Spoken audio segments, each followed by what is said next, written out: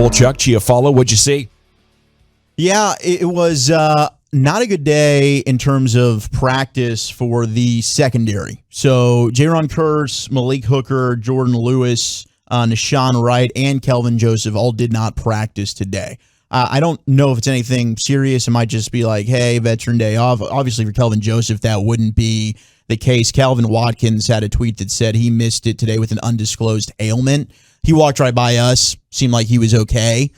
So I don't think it's anything to worry about. Yeah, he was working on the off to the side, like no helmet, doing some of that stuff. So he was moving around. It's not like he's just standing there, but something's going on. Didn't do any team drills. It's soft tissue season, isn't it? It is. Isn't it soft tissue season right now? It's the OTA, so they're not going to push anything if it's nothing serious. But we got to see a lot of the younger guys work. Aaron Hansford, who's our buddy from the nosebleed seats, popped on with us a couple of times in the offseason. He was off working to the side as well.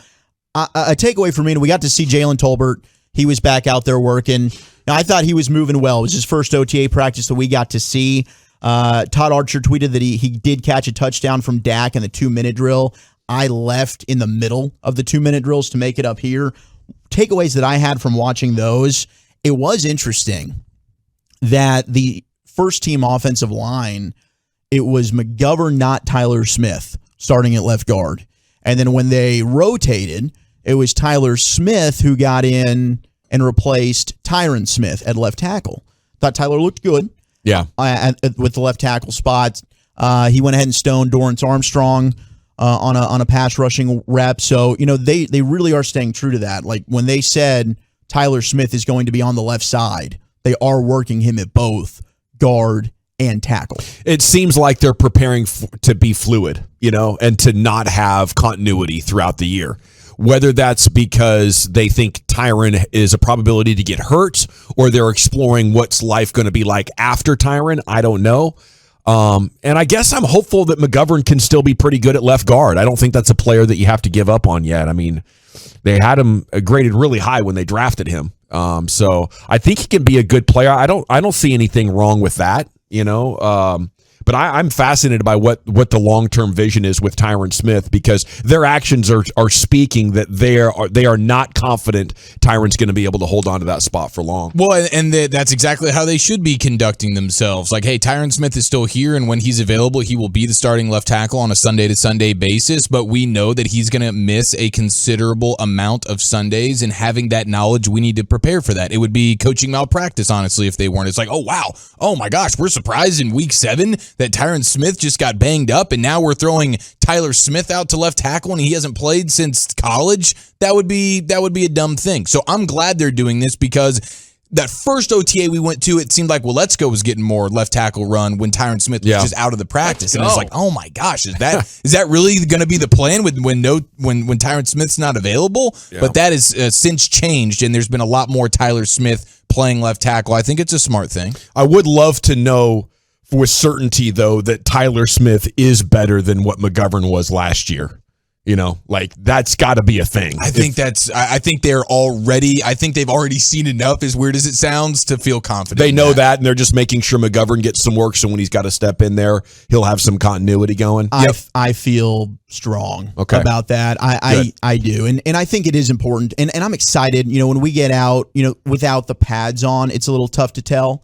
So I'm excited when we get the pads on. Now, let me ask you this. It's hard without the pads, but this goes to that exact sort of idea. How much time is Dak getting? So that's a great question. So what they're doing is it's 2 reps per quarterback right now. So they're rotating. What they'll do is it's basically 7-on-7. So they'll have, the receivers and the tight ends and the backs working on the linebackers and the secondary. And they'll have Dak get 2, Cooper gets 2, Will Greer gets 2, Ben DiNucci gets 2. Then what they'll do is they get into the team drills, and it's a bit of the same deal. Dak looked good when he moves around. I do think that clearly getting Tolbert back into the mix at receiver was nice.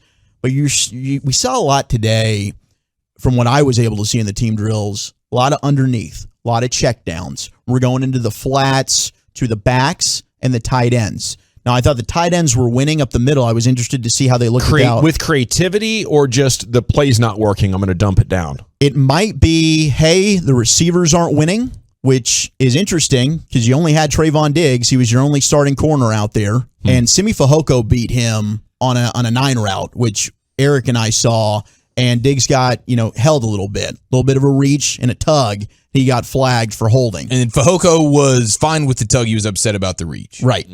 I would be too. But it was interesting because you had your backup, a lot of Deron Bland out there, a lot of CJ Goodwin getting some reps, Marquise Bell, who has a great opportunity to make the roster as an undrafted free agent.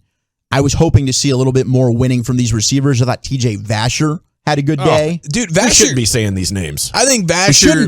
We shouldn't be, but that's where they're at right now with this receiver room. It is a little bit troubling, which I keep going back to. I hope that means we just get more creativity with Tony Pollard because now it's a necessity. We need Gallup to fix this. Oh, Gallup's there's gonna be a lot on his plate when he returns. I don't want to check down, dump down offense. I don't either. The old dink and dunkage. Do they trust the offensive line pass protection? These are the two questions. One, are your receivers winning on the outside? Two, does your offensive line hold up? Or else you might have a lot of dink and dag going on.